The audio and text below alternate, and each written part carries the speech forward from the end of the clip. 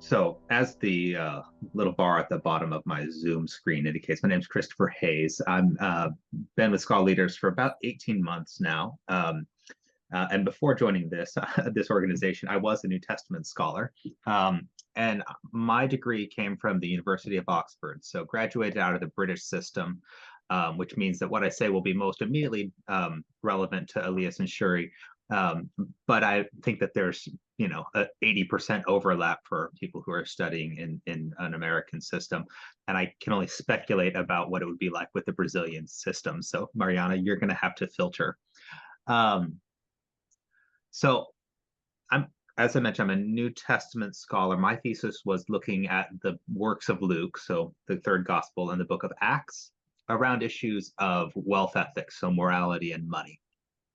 Um, and Evelyn gave me a little list of talking points that I will go ahead and run through my answers on because it did seem like a reasonable way to structure an overview of things that would be valuable, I think, for anybody to know, or for at least most people to know when they're preparing for their viva in theology or the humanities.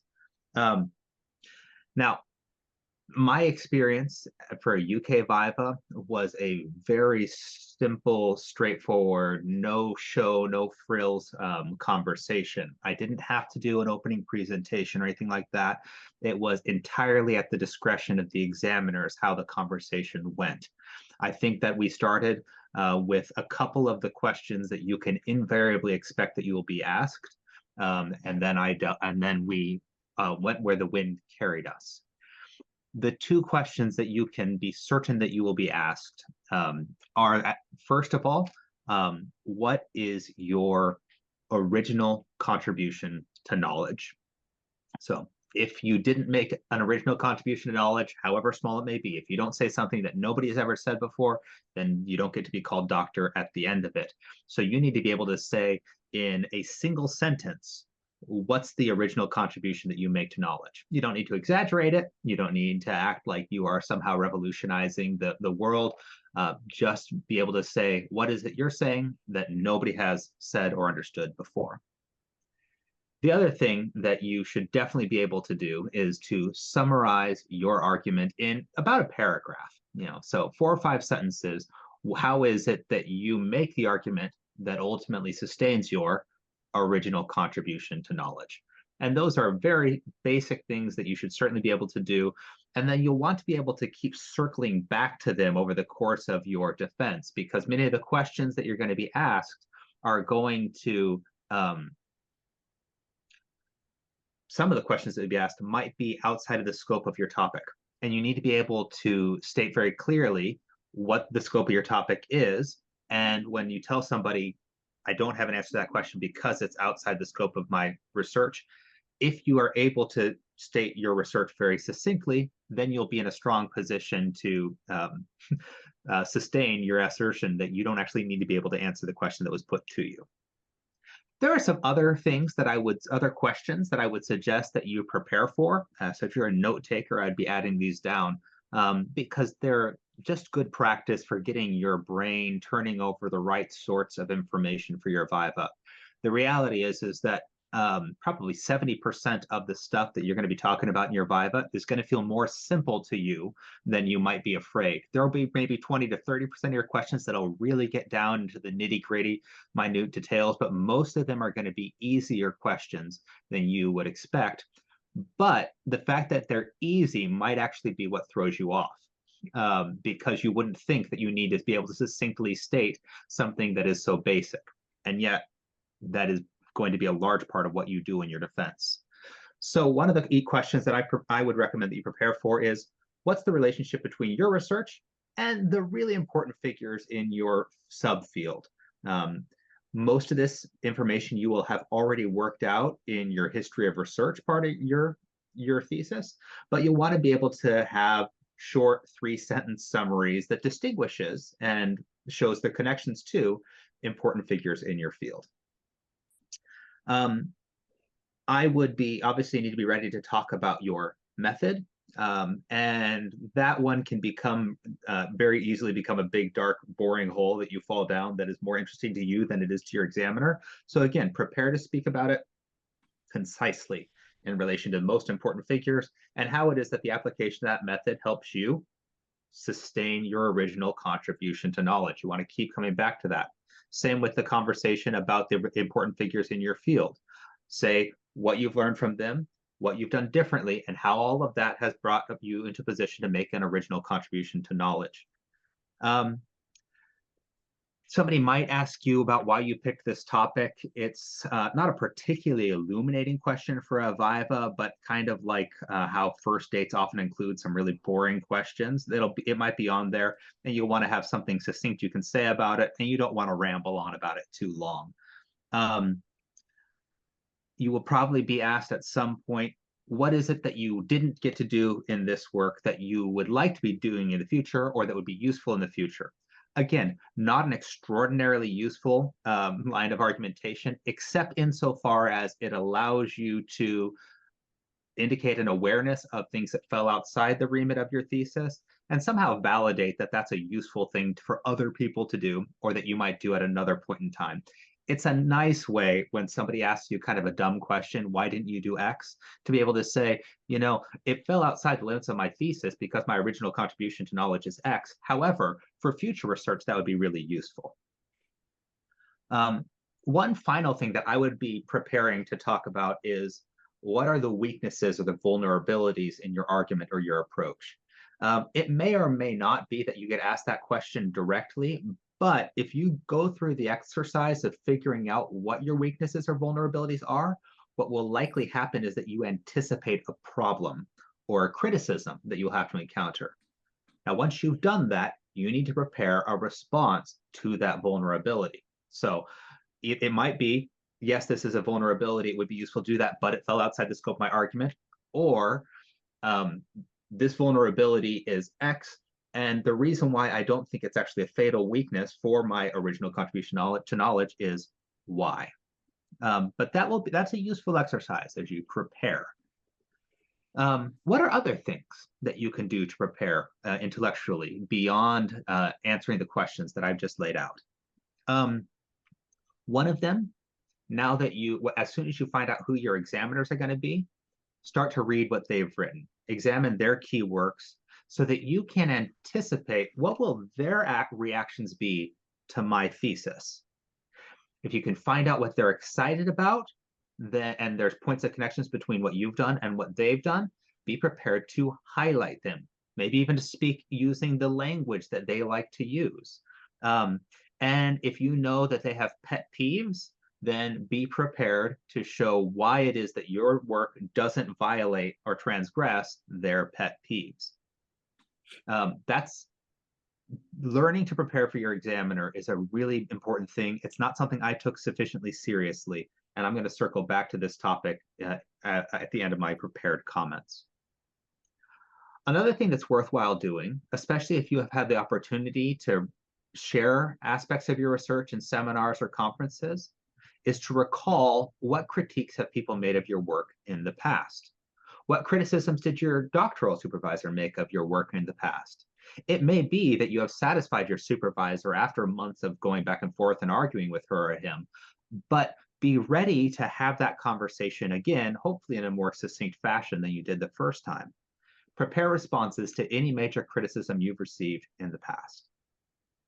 The other thing I would do is I would take the physical copy of my thesis, the big bookish thing, and I would be putting sticky notes into the linchpin sections of my thesis so that I could flip to it. That's what I did before when I did my own thesis back 13 years ago, when the color had gone out of my hair and the light had gone out of my eyes. Take that hard copy, you put the sticky notes in the key places for your argument, or the places that you expect there to be trouble. That way you can flip quickly to them, and you should be using the book, the artifact of your book, as something you refer to by page and paragraph as you go through your thesis. You don't want to just tell them what you think. You want to show them that you already wrote what you think, lest you leave yourself vulnerable to the charge of not having done all that you actually did in the book.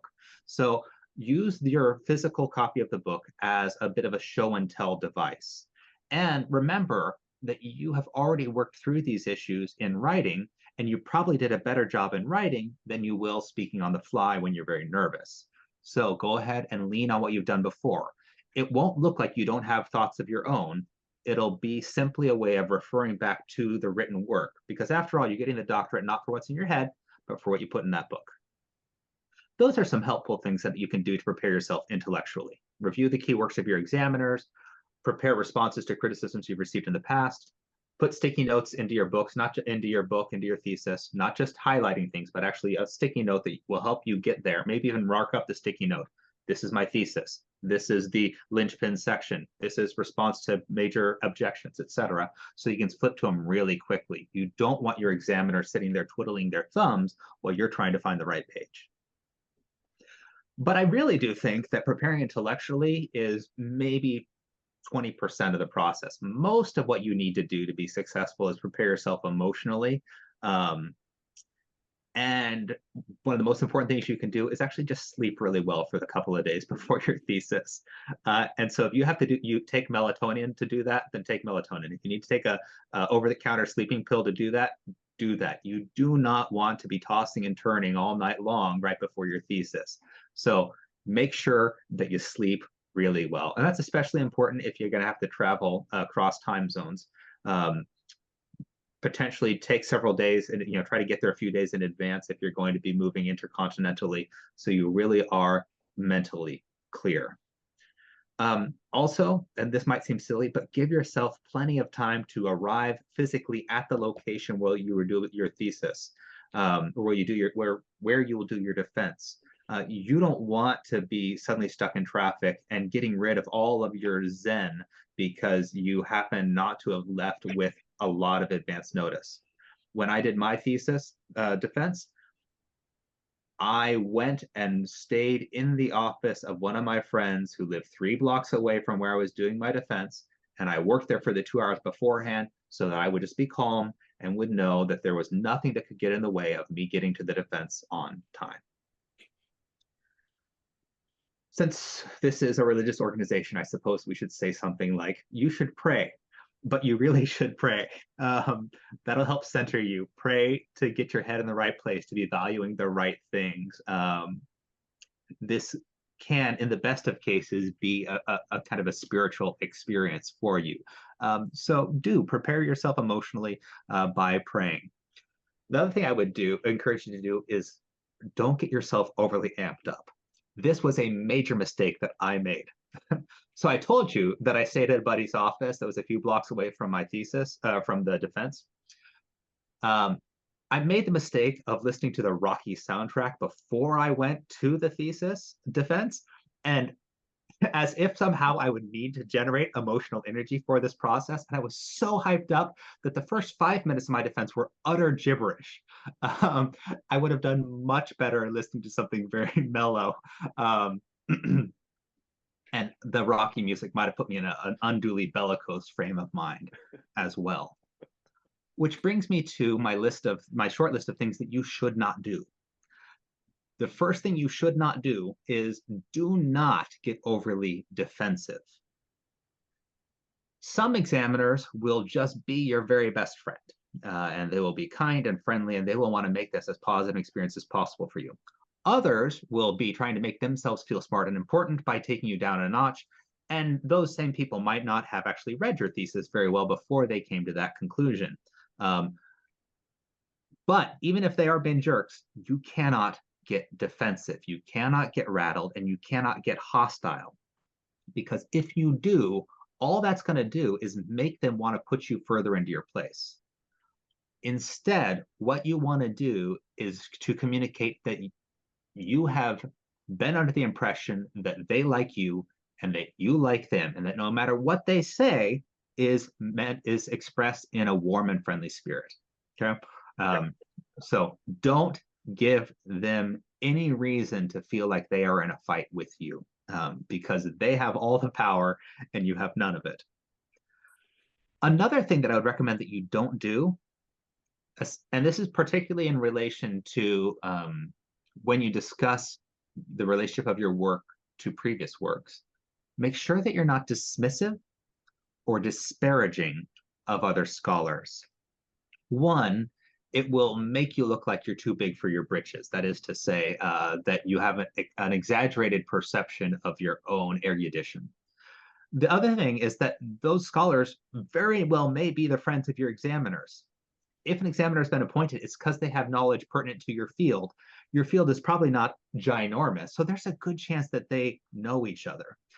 So don't go stepping on toes because you happen to insult somebody's AAR drinking buddy. Make sure that while you're able to distinguish your original contribution from what other scholars have done, that you do it in a way that is appreciative and not disparaging. Those are a couple things not to do. So don't get overly amped up, don't get defensive, and don't be dismissive or disparaging of other scholars. Some things that you ought to do, in particular, you want to be able to point to what you have already written in order to rebut any critique that you've made. There is a scenario that happens where somebody makes a critique, and although you have written your answer to it and you verbally give that answer, if you haven't written that, pointed to where you already wrote that answer, that could show up in your comments from the examiners, requiring minor or major revisions. Now, that'd be very irritating to you if you really have already written out your answer, but unless you show them where you wrote that, you're going to be susceptible to that criticism, which means make sure you have a very clear recollection in your head of how your work is structured so that you can efficiently flip to the relevant portion of the book. Other things you should definitely be ready to do with some frequency. Declare what is outside the scope of your thesis. Now, you should have set yourself up for that because at the very beginning of the talk, you said, here's my original contribution to knowledge, and here's my argument in one paragraph. But you should also have written somewhere in the book what the clear delineations and the clear limits are on your thesis. So when you say, well, that fell outside of my thesis, be able to point to the place in your book where you said what the limits were.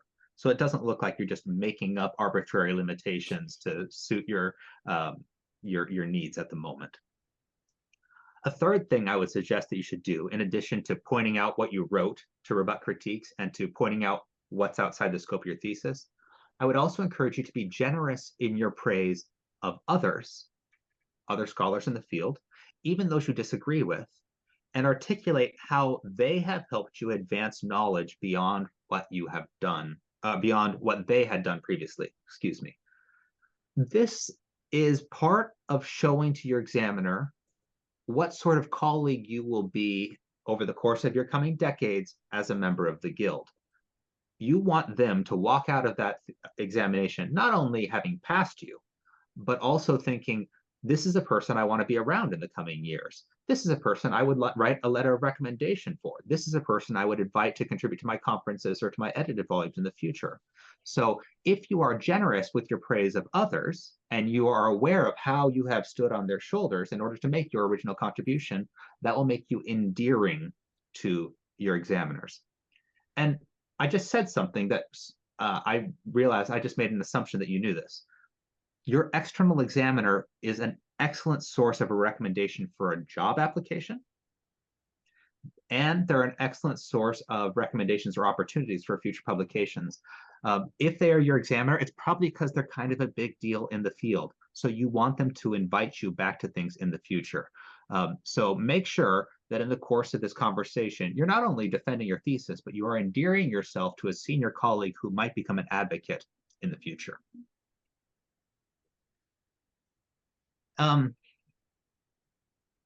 Evelyn asked me to comment on what's something that I wish I had been told before my defense.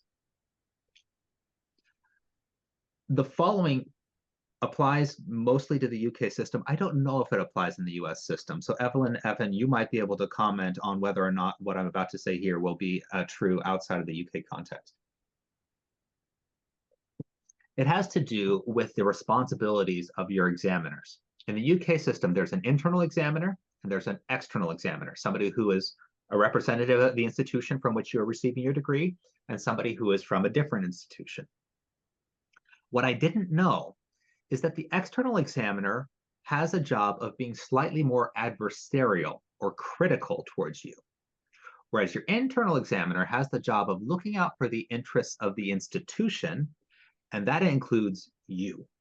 Now, that doesn't mean that they are going to be pushovers, but it does mean that they're supposed to be the voice of fairness if the external gets out of line. Had I known that, I would have also known that I should probably orient more of my attention towards the external examiner and also incline more of my preparation towards them in advance. I also wish that I had known, or that somebody had advised me to really look into what your external examiner is like as an examiner. Because a lot of these people get asked to do these examinations a lot. And so it's worthwhile sniffing around to find out who else they've examined in the past. I didn't know to do that, and I really wished I had.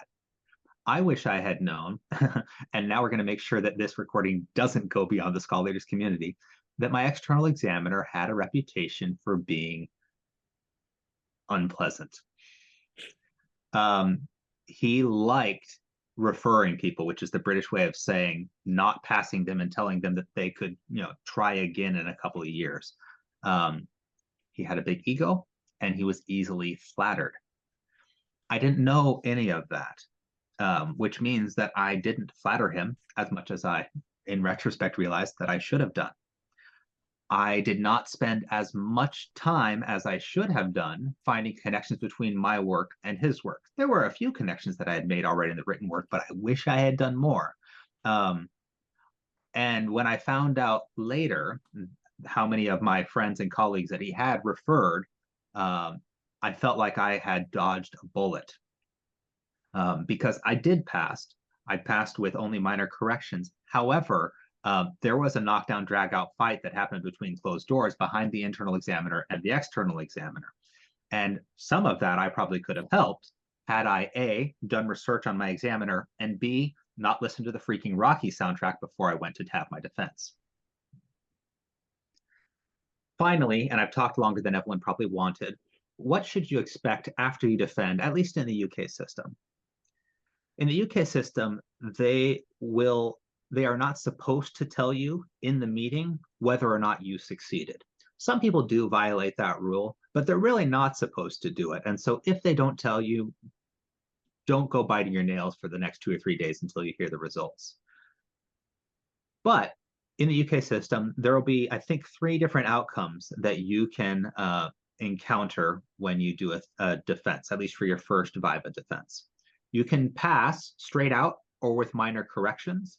Minor corrections means, punctuation, word choice, some really minor stuff, and they'll give you probably about a month to submit your thesis having made those corrections. The examiners will simply take a look, because they will have sent you a list of minor corrections. They'll just take a quick look through the thesis to make sure you did what you were supposed to do, and then they will approve you. You might get major corrections, so pass with major corrections. That means that your basic argument and your overall contribution to knowledge was considered sound, but you had some holes in your argumentation that require real work. They will probably give you 6 months to do those more substantial corrections. Or they can refer you, which means that you have to revise your work because there's a more fundamental vulnerability with your argument or your contribution to knowledge, and then you can resubmit it, and they can start the process all over. If you get referred, you haven't passed.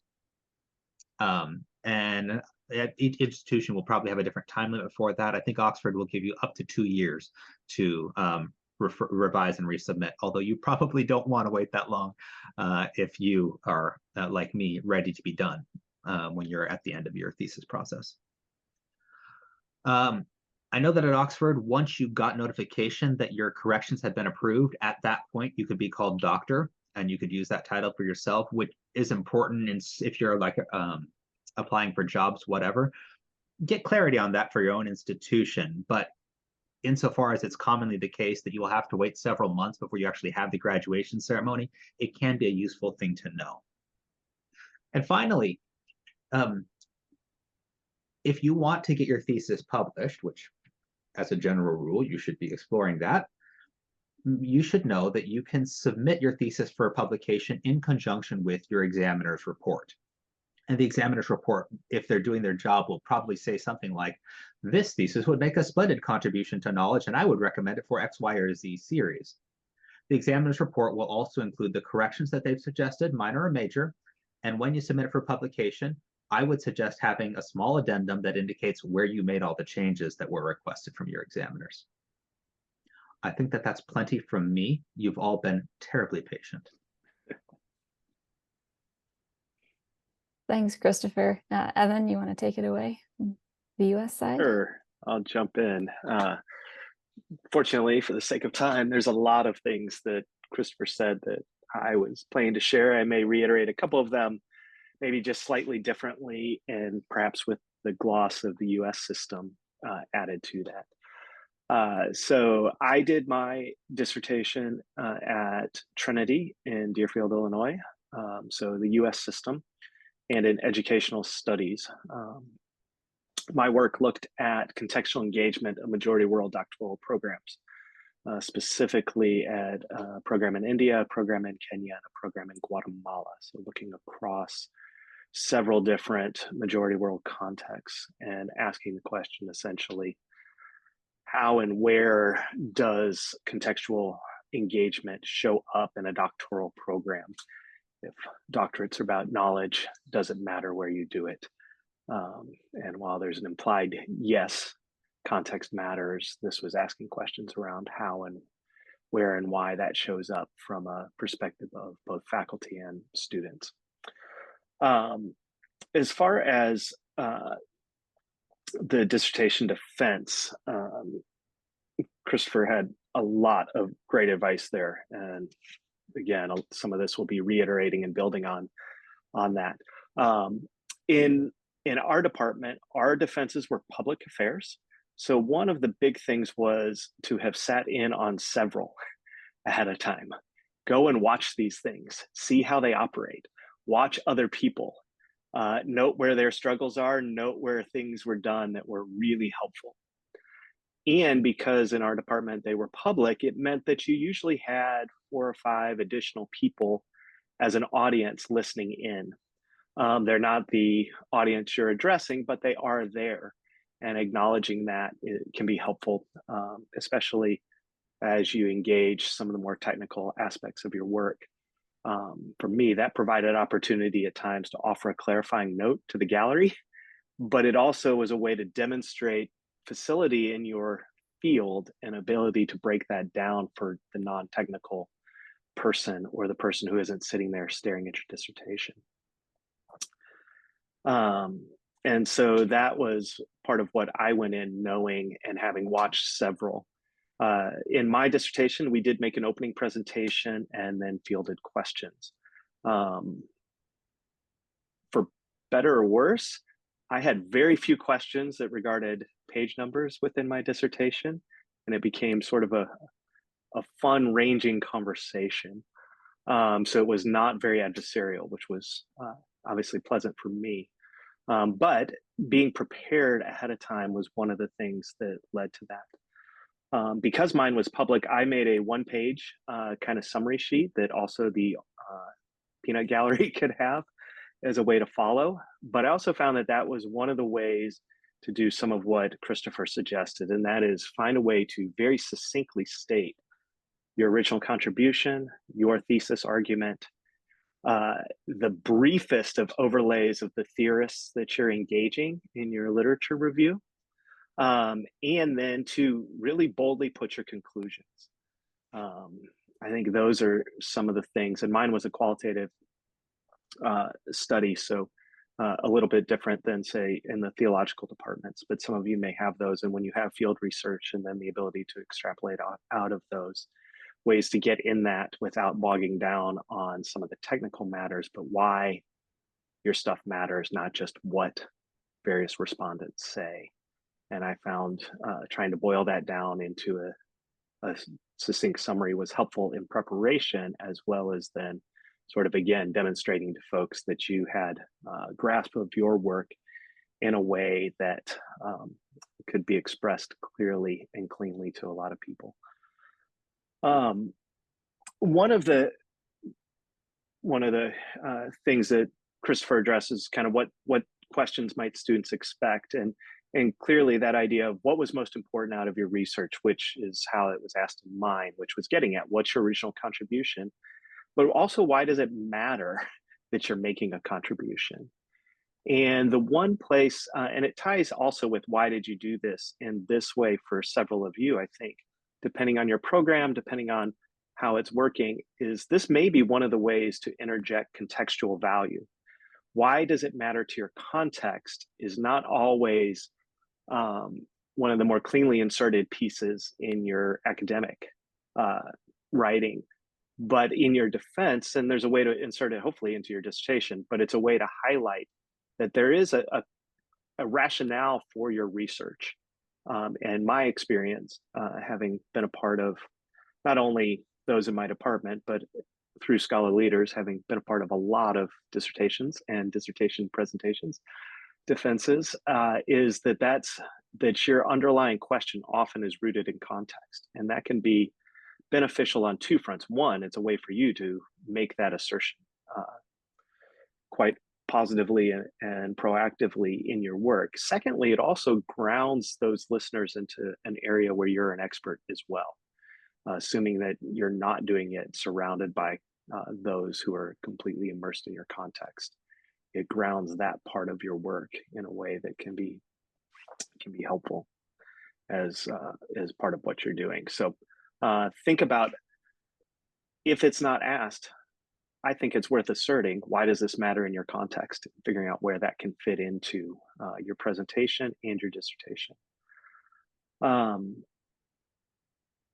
Yeah, I think that some of the prep work that Christopher mentioned, being very familiar with your work, finding places that you're going to want to turn to or refer to can be quite helpful. Considering who are the major voices, who are the major theorists in your work, and being able to very succinctly say where you build on, where you divert from, or where you challenge some of that theory. Very often your literature review is a long section, and it's a section that, quite frankly, a lot of your folks aren't going to read very deeply because they're familiar with the field and aren't all that interested in how well you summarize the field that they know. But if you're able to, in your mind, engage around that, obviously it's great if that shows up in your literature review very cleanly, but it often flows over the course of many pages. But if you have it succinctly, that will help in that interaction, as Christopher said too, on how you engage those primary voices in your field. And being able to kind of just, where am I building? Where am I going a different direction? Where am I challenging? And then why will be one of the ways to sort of prep for that section without feeling like you need to know what everybody said throughout the history of time in your field. And the third one, and this might be a little bit more from my field in our department, but my dissertation supervisor, my mentor especially, always encouraged his folks, really state your conclusions boldly and well, because this is your moment to sing. This is the part where you make the original contribution. And for those who are doing field research, this is the part where you bring that all together. It's one thing to say 42% of respondents said XYZ, and here's a great quote from one of my interviews that is really powerful. But your conclusions are the place where, in his words, you get to sing. And so this is your chance. Make sure you stand on your soapbox and declare some things that you believe are important, even if some of it bears further research. And I think that's one of the phrases that Christopher said as well. Don't be afraid to say, this is things that warrant further work. It signals, I've thought about some of them. Sometimes the scope limits it, but also recognizing you can't do everything in your dissertation. And so you say, I've brought it this far, and here's where either I or others may want to take it from here. And so there's opportunity there of saying, I think this is the direction, and other further research could confirm that or could expand that.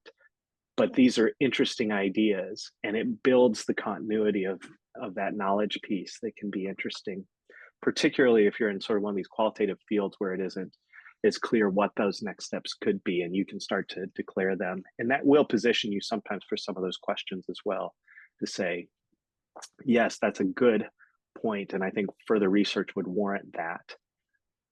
As Christopher said, as I mentioned, my scope was this, but that could be interesting looking into the future. And I think those are some of the ways to kind of be prepared. The reality is you're coming in to defend your dissertation. But the reality is, in that moment, you know more about that part of that topic than anybody else in the room. Even the most storied members of your field who know far more on the total field, on your particular aspect of it, whatever it is that's your research question, you are the authority on that. It could change in a few weeks if somebody else publishes or does their dissertation, but for a few moments, you're the expert. And so while not coming in with sort of a sense of pride or hubris, a sense of confidence to speak to that and to speak knowledgeably, I think is one of those sort of preparatory pieces of like, yes, I do know this part of this field right now, and I want to share out of that.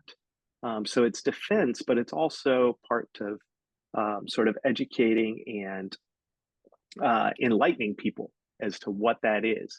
And where it is, as Christopher said, you're making this unique contribution. Part of what you want to do is shine the light on that part of it, is really let people see that, hey, I am taking this a step farther. And for many of us, those steps are pretty small steps, but we want to kind of highlight that it pushes the edge of the field forward in some way, shape, or form. And I think those are important things. The idea of mistakes or things that I've seen, and again, having sat in on a few, felt like there are moments where you're like, ooh, that could have gone better. And feel like, yeah. And again, that was one of the reasons for me. I probably had sat in on 15 defenses by the time I did mine. So I felt like I had seen a few of those.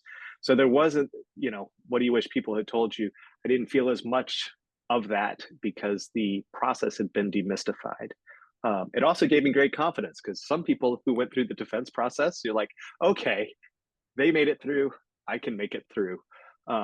Few of them were daunting. You're like, wow, they are so amazing and erudite in what they're doing. I feel like what I'm doing means nothing, but it's a way to practice that. But in doing that too, learning from mistakes. And I think that Christopher mentioned a couple of those. One is recognizing where the scope of your work is focused and being willing to draw boundaries at that constructively, but to restate, here's what I'm doing. And when people challenge you outside of that, to bring it back to where the boundary is. And at times it's just, that's outside.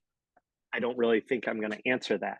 Others, it's to say, that's outside, but here's where my research, where my boundary goes to, and kind of talk from the challenge to what you do know. And again, a chance to demonstrate that you're not just dismissing it out of hand because you don't know, but rather you're saying, that's outside, but here's where my research goes toward that question, or here's where my research pulls away from that question, but kind of talk to what you know in that opportunity, but don't get bogged down in sort of a far afield debate, which can happen sometimes, where people end up spending time in conversation that really is outside their dissertation. And it actually, as Christopher said, can cloud issues later, because if those show up in the remarks and are expected to make it into some kind of revision, you're stuck.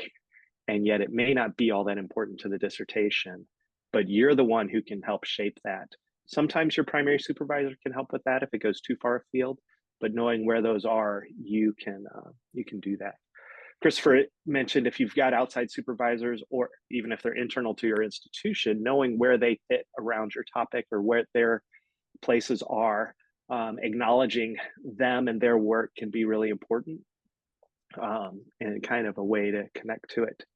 So I think those are pieces of it. And then maybe just kind of what happens next. And in the US system, you do get a similar set of boundaries of, you know, a pass with minor revisions, a pass with more substantial revisions, major revisions. In our system, we knew the outcome right away.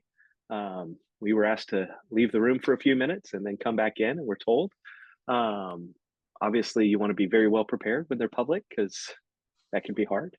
But knowing that outcome allowed for two things. One is, now you know exactly what the next set of work is and the time frame of it. Secondly, assuming that it's a good outcome, you get a little moment to celebrate. But I will say, get on revisions quickly. If you didn't, take a lot of notes as people are talking and record your session. Ours certainly allowed, and in fact encouraged, because those comments that are made while you're in the defense seem really, really clear. And then a few days later, as you go back and start looking at the sections, and in my instance, trying to read my handwriting scrawl and determine what it is that that outside person had suggested or had questioned me about, can get really difficult to kind of read and look through. So taking good notes and then getting on that while it's fresh in your mind, I think, is the other piece. So a moment to celebrate, but get it done as quickly as possible. Because there's also issues related to, in my instance, Trinity had a very unique formatting style that wasn't one of the major ones. It was a hybrid animal that's terrible, of bringing together various styles, which meant there were strange moments of formatting that had to go back and then get rechecked because Microsoft Word wouldn't do them. But knowing all of those and leaving time for the little things that you don't think about, that aren't necessarily important to you, but do matter for getting it in and getting it done, are critical. Thanks, Evan. That's great. Yeah, I really appreciate. Thanks to both of you. We just have a couple minutes left, but I wanted to open it up to you all if you have questions for Evan or Christopher about anything that they've shared, or things that maybe you wish they'd talked about.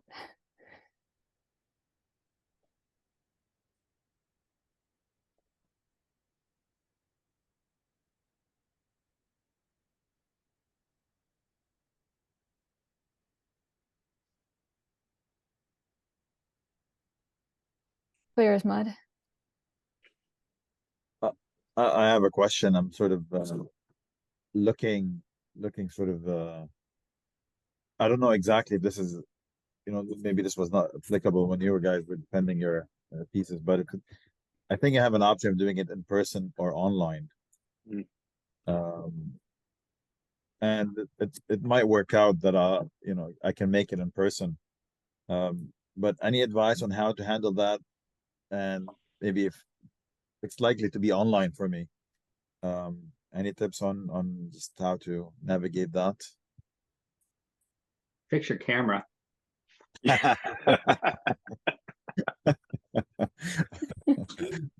All right, noted. Fair enough, right? Evan, you probably have more experience on working with people who have done the thing online. Yeah. I did not. I would say that if you can make it in person, there is a political expediency to doing that. Again, your goal is for the external examiner to kind of imprint on you. You want them to see you and your career as something that they had a hand in, such that they would want to continue to support you as you go forward.